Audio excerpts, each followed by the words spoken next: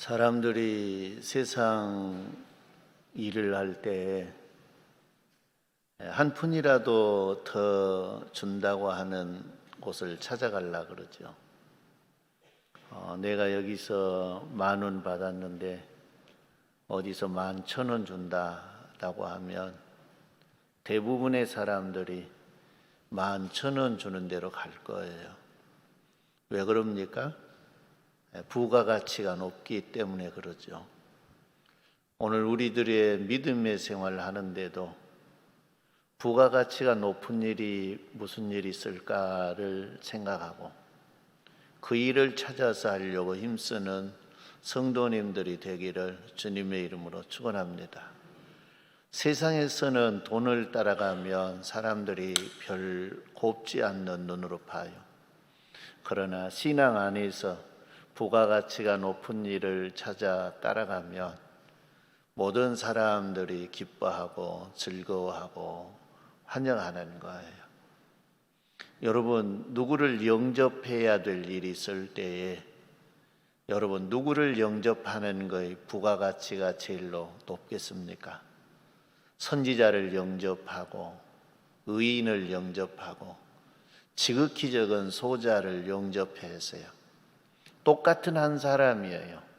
선지자도 한 사람, 의인도 한 사람, 지극히 적은 소자도 한 사람이에요. 어떤 일이 더 누구를 영접하는 것이 부가가치가 높을 것 같아요. 사람들이 생각할 때는 그래야 높은 사람, 그래요. 선지자가 높다고 생각하면 선지자, 의인이 높다고 하면 의인. 그런데 세상 논리로 생각하면 지극히 적은 소자를 영접하는 건 그건 아무것도 아니게 생각하는 거예요. 그러나 우리 예수님은 지극히 적은 소자를 영접하는 그 일에 가장 부가가치를 높게 쳐주는 거예요. 내가 식사 한 끼 대접할 일이 있어요. 딱 식사 한 사람에게 대접할 일이 있는데 그 식사 한 사람에게 대접해야 한다고 하면 누구에게 해야 될까요? 누구에게? 의인에게, 선지자에게, 지극히 적은 소자에게. 아마 세상 사람들은 그럴 거예요. 지극히 적은 소자하고 같이 내가 식사하면 사람들이 나를 낮게 보고 깔볼 거야. 세상 사람들이 나를 별 가치 없는 사람으로 생각할 거야. 그럴 거예요. 근데 똑같은 한 끼의 식사에 의인을 대접하는 것, 선지자를 대접하는 것, 의인을 대접하고 선지자를 대접하면 의인의 상과 선지자의 상을 받지만 지극히 적은 소자를 대접하는 건 곧 나에게 하는 것이라 그랬어요. 나가 누굽니까? 예수님이에요. 그래서 귀하게 대접하려고 하면 지극히 적은 소자에게 대접하라는 거예요. 그것이 하나님 나라에서 부가가치가 높다는 거예요. 오늘 우리 부부 생활에 그래요. 결혼할 때 주례할 때 많이 하는 이야기인데 행복하게 살려고 하면 상대방이 좋아하는 일이 무엇인가, 싫어하는 일이 무엇인가를 생각해 봐라 그래요. 좋아하는 일을 해주면 좋아할 수밖에 없죠. 그러면 행복해지는 거예요. 그러나 싫어하는 일만 골라서 해보시기 바랍니다. 그러면 자기도 불행하고 자기의 짝지도 불행한 거예요. 오늘 저와 여러분들이 우리 하나님이, 우리 예수님이 가장 좋아하는 일이 뭘까? 가장 싫어하는 일이 뭘까? 오늘 생각해 봐야 돼요. 우리 예수님이 뭘 가장 좋아할 것 같습니까? 어떤 일을 하는 것이 가장 좋아할 것 같아요? 우리가 그러잖아요. 예수님도 내가 좋아하는 일만 나 앞에 전개되게 해줬으면 좋겠다. 그러지 않아요. 그 마찬가지로 우리 예수님도 우리를 죄와 사망 가운데서 구원해주고 우리를 향해서 너가 내가 기뻐하는 일만 해줬으면 좋겠다 생각해. 하나님과 예수님이 가장 좋아하고 기뻐하는 일은 뭐냐? 생명을 살리는 일이에요. 생명을 살리는 일을 가장 기뻐 여기신다는 거예요. 생명을 살리는 일을 가장 크게 생각한다는 거예요. 생명을 살리는 일을 하나님은 하는 사람에게 가장 후한 포인트를 준다는 거예요. 주님을 위한 일이 많습니다. 오늘 저녁 와서 예배 드리는 것도 주님을 위한 일입니다. 찬양하는 것도 주님을 위한 일입니다. 그러나 그 일들보다도 더 주님께 높은 점수 포인트를 받을 수 있는 건 생명을 살리는 일이에요. 생명을 살리는 데 선수가 있어요. 생명을 살리는 선수가 누구인가? 우리가 아니에요. 생명을 살리는 선수는 성령님이세요. 누구세요? 성령. 생명을 살리는 선수 대신 성령님이 내 안에 들어오면 나도 생명을 살리는 선수가 될 수 있어요. 그래서 사도행전 1장 8절에 너희에게 성령이 임하면 예루살렘과 온 유대와 사마리아와 땅끝까지 이르러 내 증인이 되리라 라고 하는 건 생명 살리는 사람이 되라는, 예루살렘에서도 유대에서도 사마리아에서도 땅끝에서도 너희가 생명 살리는 사람이 되라. 그런데 생명 살리는 사람이 되는데 생명 살리는 선수가 있는데 그 선수를 내가 너에게 보내줄게 라고 약속한 거예요. 그래서 오신 이가 성령님이세요. 성도 여러분의 심령 속에 생명 살리는 선수로 충만해지시기 바랍니다. 생명 살리는 선수가 충만해지면 내가 무슨 일을 하든지 그 일을 통해서 결국 열매 맺는 건 생명 살리는 일을 해요. 내가 무슨 일을 하든지 내가 그 일을 통해서 생명 살리는 그런 일과 연결되어 있고 연관되게 만드시니가 하나님이세요. 내가 직장 생활을 열심히 해요. 그러나 성령이 내 안에 계셔서 성령에 이끌려서 내가 직장 생활을 열심히 하면 그것이 곧 생명을 살릴 수 있는 일이 되는 거예요. 그래서 생명을 살리는 사람이 돼요. 성도 여러분들이 성령으로 충만해지시기를 바랍니다. 그래서 성령에 이끌려서 생명 살리는 선수가 되기를 주님의 이름으로 축원합니다. 주님이 가장 그러면 싫어하는 일이 뭘까요? 그동안 쌓아놨던 어떻게 보면 포인트를 가장 많이 까먹을 수 있는 일이 뭘까요? 어떤 일일 것 같아요? 생명을 죽이는 일이에요. 어떤 일요? 생명을 죽이는 일. 생명을 실족해 하는 일이에요. 죽인 걸 우리가 생각하면 실족해 하는 거예요. 생명을 실족해 하는 사람들을 향해서 예수님이 하시는 말씀이 있어요. 예수님이 하시는 말씀은 뭐냐? 지극히 적은 소자 중 하나를 실족해 하면 연자 맷돌을 메고 깊은 물에 빠뜨리는 것이 낫다 그랬어요. 오늘 우리도 그래요. 사랑하는 자식이고 남편이고 아내지만 내가 싫어하는 일만 골라서 해요. 참다가 마지막 하는 말이 뭘까요? 차라리 뒤져버려라. 그렇지 않아요. 우리 예수님의 말씀이 이와 비슷한 말씀이에요. 우리 예수님이 가장 싫어하는 일, 생명을 죽이고 생명을 실족해 하는 일인데 이 일을 계속해서 반복하게 하면 연자 맷돌을 메고 깊은 물에 던져버리는데 시체도 떠오르지 못하게 하는 거예요. 이 무서운 저주지 않아요. 그런데 생명을 죽이는 선수도 있어요. 생명을 살리는 선수는 누구라고요? 그러면 생명을 죽이는 선수는 누구일 것 같아요? 사탄 마귀예요. 사람이 건 것이 아니라 사람 속에 사탄 마귀가 들어가 역사하면 생명을 죽이는 선수가 돼요. 열심히 일하는 것 같은데, 열심히 교회를 섬기는 것 같은데 뒤에서는 생명을 죽이는 일을 해요. 결국 그래서 이 사람은 무슨 일을 하든지 생명을 죽여요. 어디에 어떤 부서에 넣어놓든지 이 사람은 생명을 죽이는 일을 하는 거예요. 마귀가 그 마음을 주장하고 있는 한 거기를 벗어날 수 없는 거예요. 그래서 우리는 마귀에게 마음을 내주는 일이 없기를 바랍니다. 오직 우리에게는, 우리 마음에는 성령으로만 충만해지는 은혜가 있기를 바랍니다. 그래서 하나님이 가장 싫어하는 일, 밖에서만 한 것 아니에요.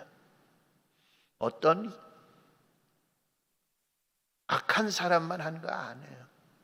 교회 안에 있어도, 때로는 목사도, 때로는 장로도, 때로는 집사님, 권사님도 그 일을 할 수 있는 거예요. 마귀가 그 마음을 주장하면 그렇게 돼요. 성도 여러분, 그래서 우리 마음을 잘 지키라 그랬어요. 여러분 마음을 잘 지키시기를 바랍니다. 사탄 마귀가 틈타지 않도록 지키는 성도들이 되기를 바랍니다. 그래서 생명을 죽이는 사람이 아니라 생명을 살리는 사람이 되셔야 합니다. 오늘 본문 말씀은 사도 바울이 데살로니가 교회에 보낸 편지예요. 데살로니가 교회는 사도 바울이 전도해서 세운 교회예요. 사도행전의 기록을 보면 세 일해 동안 데살로니가에서 복음을 전했다 그래요. 세 일해면 며칠입니까? 21일. 21일이 긴 것 같아요? 짧은 것 같아요? 길다면 길고 짧다면 짧은 기간이에요. 세 일해 동안 복음을 전하는데 거기에 박해가 일어났어요. 믿지 않는 사람들이 박해를 하는 거예요.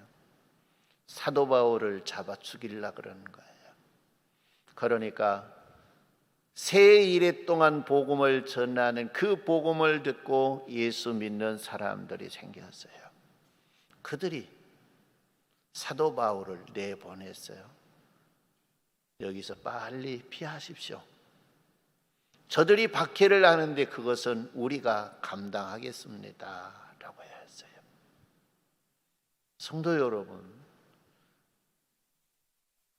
21일 가장 먼저 첫날 복음을 전하는 그 복음을 듣고 예수를 믿었으면 21일 믿었어요. 21일 믿었는데 그 사람들이 박해가 오니까 당신 빨리 떠나셔. 당신 땀시 우리 죽게 생겼어. 깐딱하면 우리 집안 어디 보면 다 죽임을 당하게 생겼어. 빨리 떠나셔 라고 한 것이 아니에요. 빨리 사도님은 피하세요. 여기에 오는 고통은 우리가 감당하겠습니다. 그리고 어쩔 수 없이 사도 바울은 데살로니가를 떠났어요.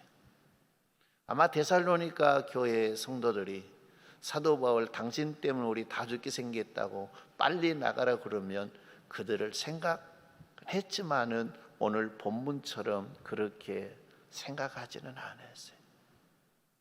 그렇게 사도 바울을 내보내면서 여기 일 걱정하지 마세요. 우리는 어떤 어려움이 와도 믿음을 지킬 겁니다. 할렐루야.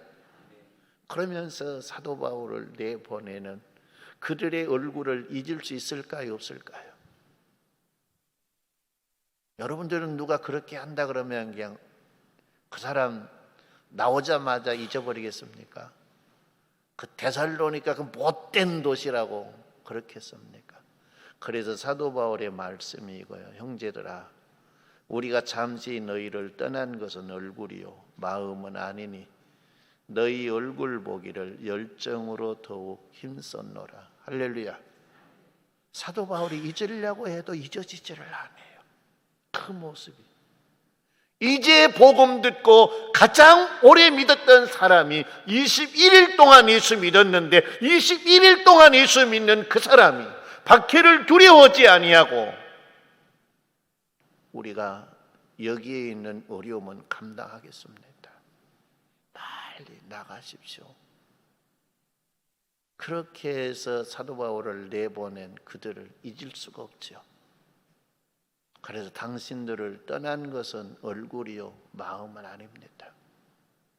그때 그 모습을 생각할 때마다 어떻게 보면 그들의 사랑, 그들의 믿음을 느낄 수 있는 거예요. 그래서 몇 번 가려고 했지만 길이 막혀서 가지 못했다. 그 길을 막는 것이 사탄이 막았다 그랬어요. 18절 말씀에 그러므로 나 바울은 한 번, 두 번 너에게 가고자 하였으나 사탄이 우리를 막았도다. 사도 바울이 계획을 세워서 가려고 하면 무슨 다른 일이 엄청난 일이 생겨서 못 가게 막아버리는 거예요. 또 막아버려요. 또 막아버리는 거예요. 그러니까 사도 바울이 얼마나 간절할까요? 그들을 보고자 하는 마음. 이들에게 오는 박해가 얼마나 했을까? 이들이 그 박해 중에 믿음을 지키고 이기고 나갔을까? 궁금하고 가고 싶고 보고 싶고 하는 거예요. 성도 여러분들도 이렇게 보고 싶은 사람이 있습니까? 사도 바울이 데살로니가 교회 성도들을 보고 싶어 했듯이 믿음 안에서 이렇게 보고 싶은 사람이 있냐 그 말이에요. 없다고 하면 좀 신앙생활을 내가 잘못했지 않았는가 생각해 봐야 될 것 같아요. 내가 잘못했지 않았는가.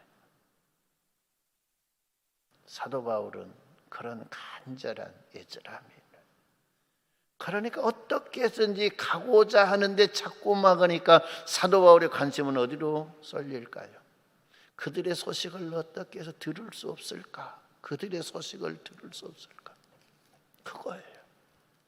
가지는 못하고 가고 싶은데 가지는 못하고 그들의 소식을 들을 수 있는 길이 없을까? 그들이 지금 어떻게 되어 있는가 들을 수 있는 소식이 없을까? 그런데 어느 날 소식이 들려왔어요. 소식이 들려왔는데 1장 2절 3절 말씀에 보면 그래요. 우리가 너희 모두로 말미암아 항상 하나님께 감사하며 기도할 때 너희를 기억하면 너희 믿음의 역사와 사랑의 수고와 우리 주 예수 그리스도에 대한 소망의 인내를 우리가 하나님 아버지 앞에서 끊임없이 기억함이니라고 했어요. 이들에게 믿음이 있다는 거예요. 데살로니가 교회가 믿음이 없어져 버리는 것이 아니라 당신이 가서 21일 동안 복음을 전한 그것이 그냥 수포로 돌아가 버렸습니다. 아무것도 남지 않았습니다. 라고 한 것이 아니라 그들에게 믿음이 있습니다. 어떤 믿음? 역사를 일으키는 믿음이 있다는 거예요. 성도 여러분, 역사는 언제 일어납니까? 확신하는 믿음을 가질 때 역사가 일어나는 거예요. 의심하는 믿음이 아니라 어떤 어려움 속에서 어떤 여건 속에서도 굴하지 아니하고 전지전능하신 하나님을 확신하고 믿는 그 믿음이 역사를 일으키더라는 거예요. 그 말은 뭐예요? 데살로니가 교회에 기적이 나타났습니다. 기적, 어떤 기적? 그 어려움 중에 박해 중에서 교회가 문을 닫는 것이 아니라 박해 중에서 교회가 살아나서 부흥했습니다. 그런데 그들의 부흥하는 걸 보니까 그들에게 사랑이 있었습니다. 서로 사랑, 역사하는 사랑. 말로만 있는 사랑이 아니라 역사, 사랑으로 일하는, 사랑으로 섬기는 그런 사랑이 이들에게 있었다는, 그 사랑이 믿음을 지탱해 나갔고 그 사랑이 교회를 지탱해 나갈 수 있었던 거예요. 성도 여러분, 오늘 우리들에게도 이 믿음이 있기를 바랍니다. 이 사랑이 있기를 바랍니다. 사랑. 그리고 이들은 인내했어요. 그것이 하루아침에 이루어진 것이 아니에요. 그 어려움 중에서 인내하고 기다렸더니 거기서 기적이 나타났다는 거예요. 기적이. 사도 바울은 새 이래를 복음을 증거하고 떠났어요. 저는 33년을 선교중앙교회 강단에서 복음을 증거하고 떠날 거예요. 그러면 어떤 분들은 글란가 몰라요. 아이고 보기 싫은 사람 잘도 같네. 마음이 시원하다. 그런 사람 있을란가 모르겠어요. 제가 잘못해서요. 그런 어떤 사람들은 이제 무슨 일을 해야 됩니까? 라고 어디 가시렵니까? 하는 사람도 있을 거예요.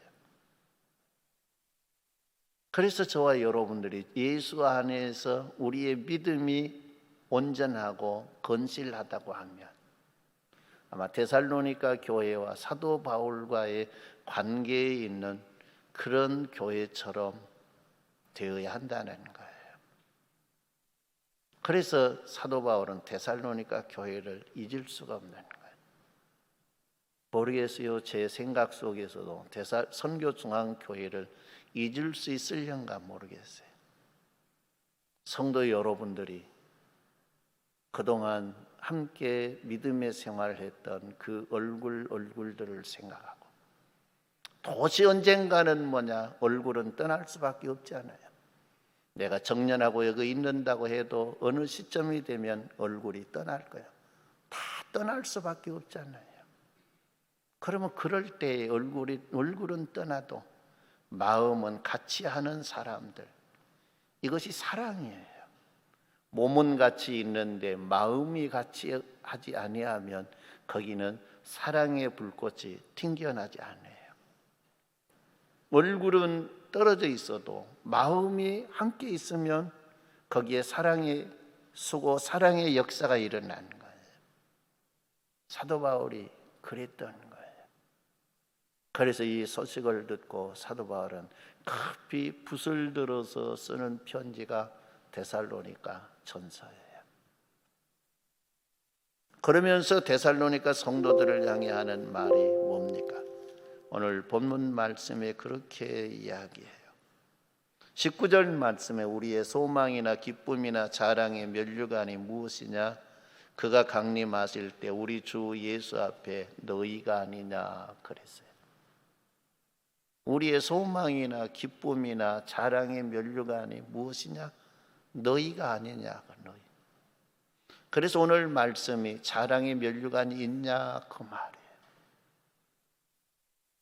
우리 선교중앙교회 교회 어린아이부터 노인에 이르기까지 다 누구 앞에서? 우리 주님 앞에서 자랑의 면류관이 되기를 소망합니다. 그리고 여러분들도 자랑의 면류관으로 세울 수 있는 사람이 있기를 주님의 이름으로 축원합니다. 어떤 사람은 자랑의 면류관으로 세울 사람이 많이 있는데 어떤 사람은 자랑의 면류관으로 세울 수 있는 사람이 하나도 없어요. 그러면 그것이 주님의 나라에서 여러분 부끄러움 느낄까요? 못 느낄까요? 주님의 나라에는 주님의 나라에 그냥 가는 걸로 만족하고 그냥 와 이리 좋노 할까요? 부끄러움 느끼지 않을까요? 어떤 분이 주님의 나라에 가서 몇 분을 만날 길을 소원했더니 만나게 해주더래요. 자기 아버지를 만나고 다윗을 만나고 솔로몬을 만나려고 하니까 솔로몬은 부끄러워한다 그래. 사람들 앞에 사람이 만나자 그러는 게 제일 부끄럽다 그런데요. 세상에서는 아주 영화로운 삶을 살았지 않아요. 근데 나중에 그는 이상한 짓 했잖아요. 우상의 제단도 쌓고 우상 숭배하고 하나님이 그를 사랑하셔서 솔로몬아 그러면 안 돼.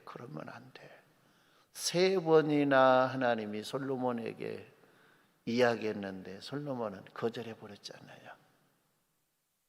그래서 결국 주님의 나라에서 사람들 만나는 걸 가장 부끄럽게 생각한 사람이 누구라고요?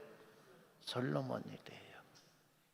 그러니까 주님의 나라에도 부끄러움을 느낀 모양이에요. 다른 사람은 자랑의 면류관으로 세울 사람이 많아요.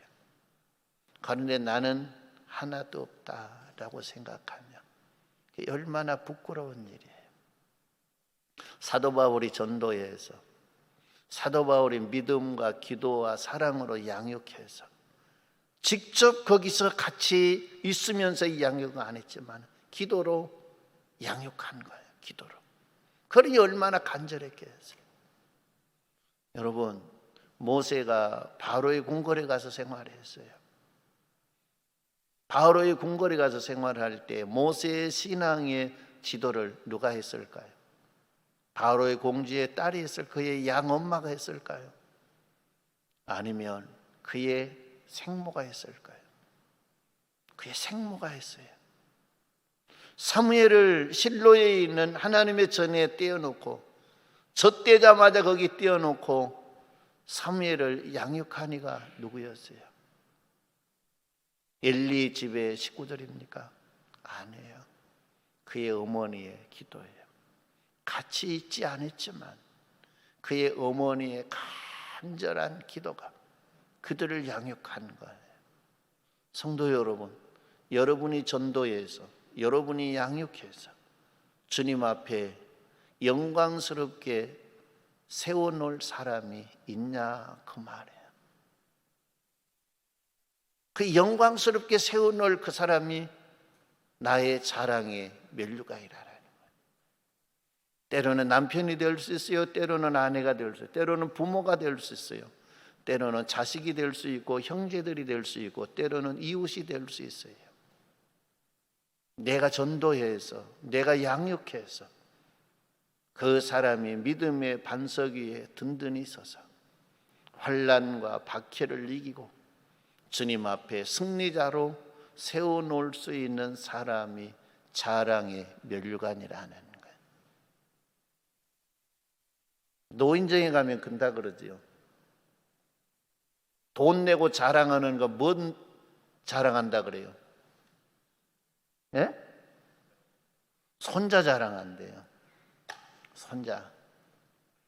그래 그 노인정에 가면 자랑할 것이 많대요. 그냥 자녀들이 해주지도 않았는데 그냥 뭐 해줬다고 기한 죽으려고 그냥. 그리고 그냥 자기가 돈 주고 사놓고도 그냥 우리 큰 며느리가 해줬다 그러고 작은 며느리가 해줬다 그러고 기한 죽으려고요. 그러나 진짜 자랑할 것이 있어서 자랑하신 분도 있겠죠. 그러나 주님 앞에 양로원에서 자랑하는 거 그건 주님 앞에 가서 자랑할 건덕지가 못 돼요. 주님 앞에서는 오직 믿음이에요. 믿음을 보는 거예요. 데살로니가 교회 성도들처럼 역사하는 믿음, 수고하는 사랑, 인내하는 소망이 그에게 있냐 그 말이에요. 그래서 너희들이 주님 앞에 나의 자랑의 면류관이다 라고 했어요. 성도 여러분이 주님 앞에 설 때 자랑의 면류관이 있도록 서는 은혜가 있기를 바랍니다. 그것이 부가가치가 가장 높은 일이에요. 우리 아버지가 가장 기뻐하는 일이에요. 아버지가. 근데 이거 내 힘으로는 안 돼요.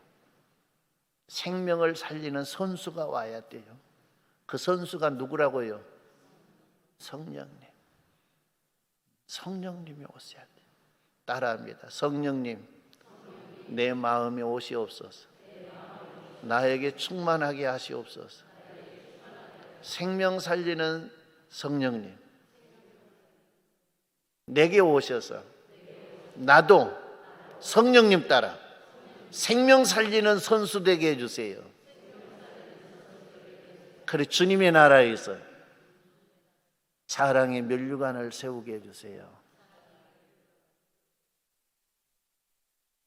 이거 여러분의 기도가 되고 여러분들의 소망이 되고 꿈이 되고 여러분들이 이 일을 할 수 있는 사람들이 되기를 바랍니다.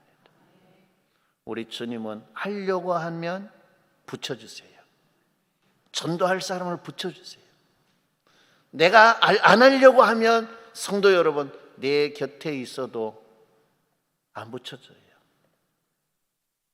그러나 내가 하려고 하면 하나님은 붙여주시는 거예요. 내 간절함이 있으면 그래, 너의 그 마음 내가 받고 내가 그 붙여줄게, 너에게 붙여줄게. 그래서 붙여줘서 하게 만드시는 거예요. 이제 우리 삶이 얼마 안 남았습니다. 보니까 40년 지나면 거의 다 가겠구만요. 40년 지나. 40년 지나서 파리파리라고 어떻게 보면 빠리빠리러니 살아있을 사람 별로 없구만요. 몇 분 안 되만요. 40년 지나고 나면 다 꼬그랑 할머니 되고 할아버지 되고, 오늘 우리 박정아 권사님 월서고 배웠는가 할아버지 거대한 다리 부들부들 떨고 잘 걷지도 못해. 우리 극단 하나 만들어야 될 것 같아요. 그렇게 될 수밖에 없는 거예요. 그렇게 거의 머지않았더라고요. 그러면 어두운 밤 시대리니 일할 수 없는 그날이 속히 오리라 그랬잖아요. 우리가 그때가 언제 올란가 모르지만 낙심하지 말고, 하나님 나도 자랑의 면류관 하나 세우고 싶어요. 자랑의 면류관 하나 세우고 싶어요. 그래서 여러분들도 생명을 살리는 선수인 그분과 함께 한 팀이 되어서 주님의 나라에서 자랑의 면류관 많이 세우시기를 주님의 이름으로 축원합니다.